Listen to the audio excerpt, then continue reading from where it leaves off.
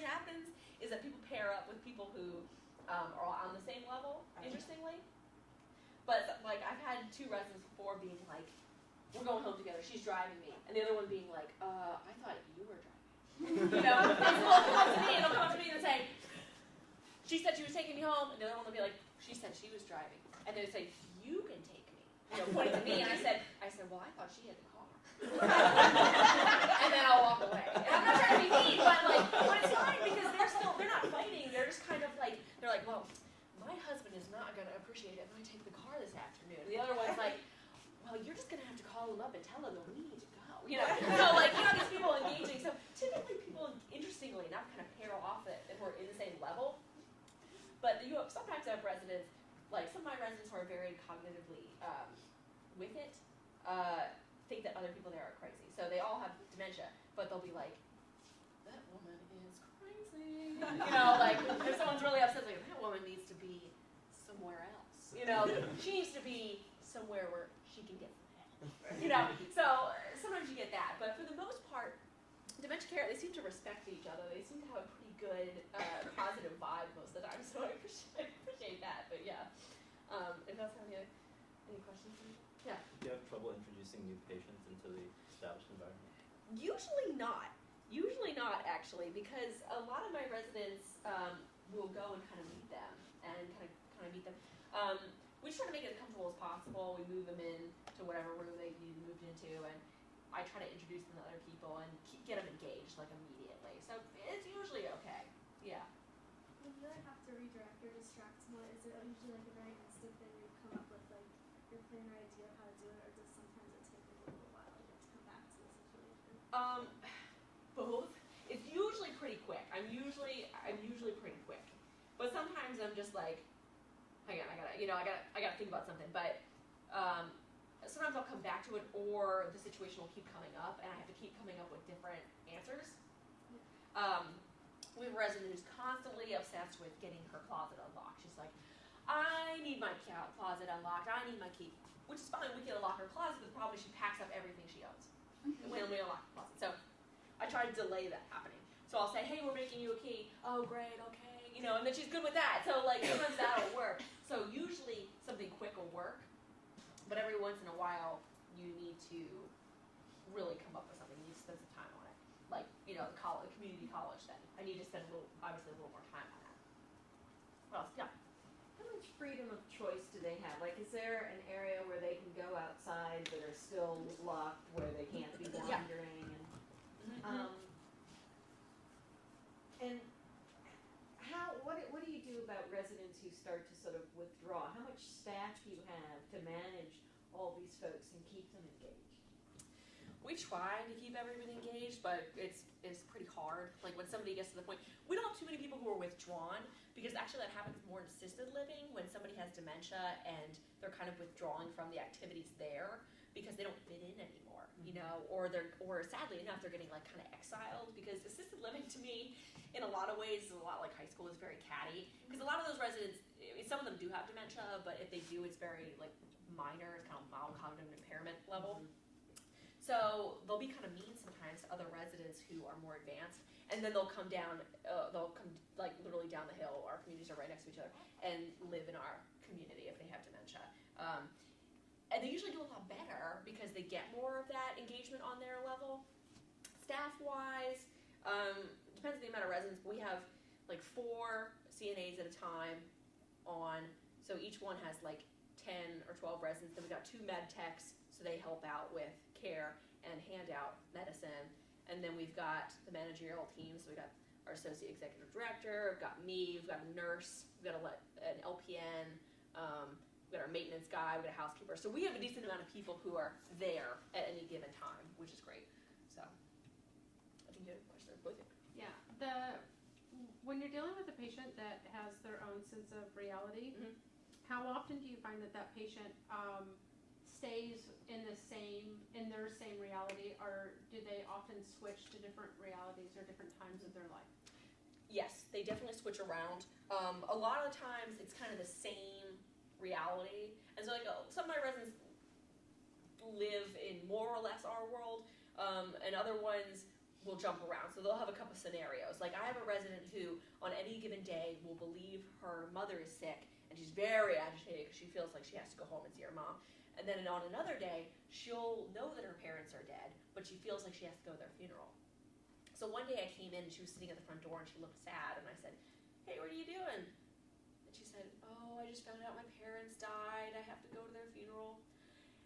But I had to embrace her reality. Even though her reality was sad, I said, "You know what, I'm really sorry to hear that. I'm really sorry. You know what, but I found out the funeral was actually on Thursday. Do you want to come and sit over with the rest of us so you don't have to be sad by yourself? Like, would it help to be with other people?" And she said, "Okay."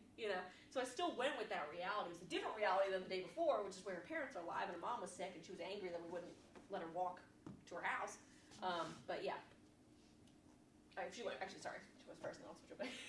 What's kind of like the general stage of dementia that you have in your care? Is it like medium to late stage or more early to medium stage? Like when? Moderate to advanced, I'd say, yeah. None of my residents know that they have dementia. We're at that point. I mean, so most people, even people with mild cognitive impairment, usually kind of deny that they have any problems for the most part because you don't want to admit that to yourself a lot of times. But none of my residents know that they have dementia or really have any idea that they live in a community with other people who have dementia. So if that kind of gives you an idea. They're more moderate stage. Nobody's mild. We've had a couple accidental move-ins because physicians go, "Well, she's got dementia, and she should be in a care community." So the family moves the person in, and I'm like, this person is super mild stage. And they are scared because they're in their room and they're confused as to why everyone else keeps coming in their room, and they know that other people there have a problem. So when somebody's at that stage, when they recognize that other people in the community have a problem, that's when we try to move them to assisted living or something because they're not really advanced enough in dementia to be there. So I'm assuming that you have to build some sort of level of trust because if you're in their reality, how can they just trust you to know that the funeral's on Thursday? That they're not so set and no, I know it's on Thursday. Well, the thing was she thought it was that day, so she was like, "I gotta go right now. It's today." Yeah, it's a lot about trust, and it's hard to build that because they don't remember. But what they do recall is not really you, but really the emotional state that you bring them to. So I have one resident who sometimes she'll get kind of agitated and she won't want to get involved in the activity. So she'll sit on the couch and she'll kind of have about her face. But she's usually very sweet. But if she has this kind of about her face, I'll go up and I'll say, "Hey, do you want to come?" She loves arranging flowers. "Do you want to come arrange flowers with me?" And if she's like, "No," I'll make. I know this works for her, and I'll go. And I'll go and she's like, and she starts laughing. She's like, "Oh, I like you. You're so funny." And she'll take my hand. She'll come with me. So you kind of it's weird because they don't really remember me. No one knows my name. Like I said, the only person who knows my name calls me Susan. So they, for the most part, recognize me as someone who helps them. So that's about what I believe they know me as somebody who helps them. I have one lady I always bring her the newspaper, so she knows that I am the lady who brings her the newspaper. They know where my office is. Some of them know where my office is because they'll be in that living room area, and they'll come over to where my office is. And I have the one woman who knows that my newspaper, that I bring her the newspaper, is my favorite resident. And she'll come in, she'll open the door, and she'll be like, "Hey, I was just checking to see how you are." And I'll say, "Yeah, I'm doing good." She's like, "Okay, I'm not here if you need me." I said, "Okay, great," but she just comes and she just checks on me, but she knows where I am. So, it's more of an emotional memory, because that stays. So, that's the same thing. If you're "Your parents are dead, and you're 90, and you have dementia," they're not going to remember that you told them that, but they're going to be really mad for a while, So they're going to remember feeling upset and feeling angry, but they're not going to know why. And is it hard with new residents because they don't know that emotional connection yet?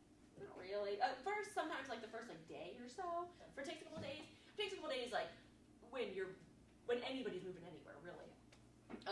But as soon as we kind of figure out what that works for that person, I know the ridiculous sad face works for one of my residents and makes her laugh. As soon as you find out what kind of makes that person tick, you can meet with them on their level. Yeah.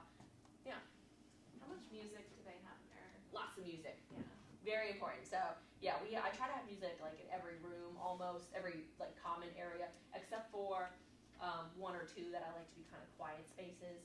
Like two of them there's 2 rooms with TVs, and then there's a couple rooms with like a CD player, and there's a piano in one, so some of my residents will play.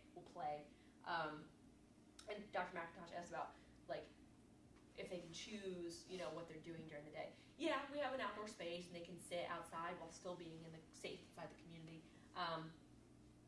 And some of them just like kind of walk around throughout the day. And I have a resident who I'll try to get her engaged in something. I'll be like, hey, do you want to come help me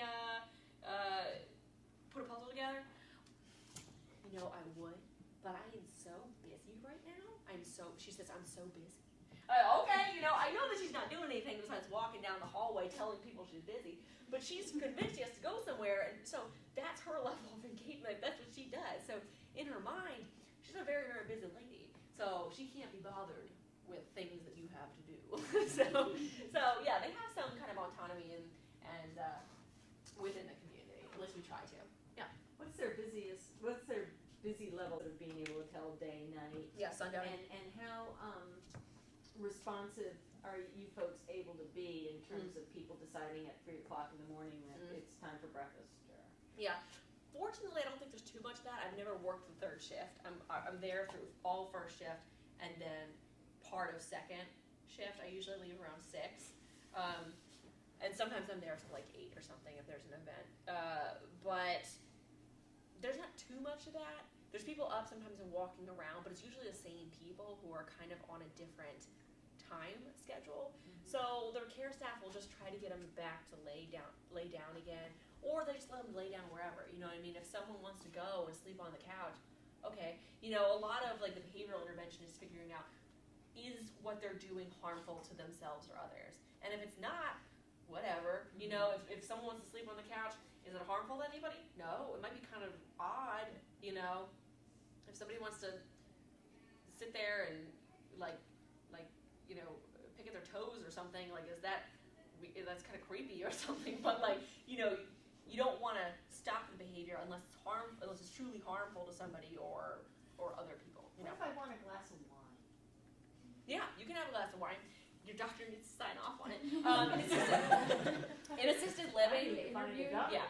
Yeah. One of my residents actually one time said she's like, I need a glass of wine, and I said, oh yeah. I was like, me too. And she said, you know what? I need a whole bottle. She said, just get me a straw. That's what she said to me. So yeah, they can have a glass of wine. Actually, I got a couple of doctor's orders just to say that they were allowed to drink.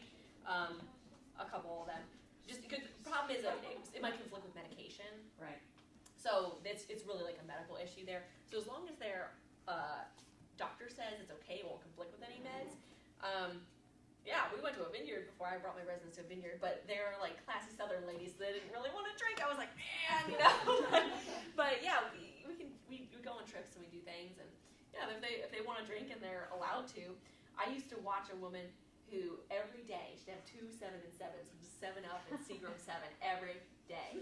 She's like 90 years old, and every day she's like, time for my 7 and 7, and like she just pour it up. She's like, you want some? I'm like, I'm okay, So she did it every day. And there was another guy, apparently he's not there anymore, but he actually had a doctor's order to have a drink every day. It was like on his thing, was like, this guy has had a drink every day his whole life, and like, that's what he does. So every day he had a beer. Like they had a beer for him. Well, thank you.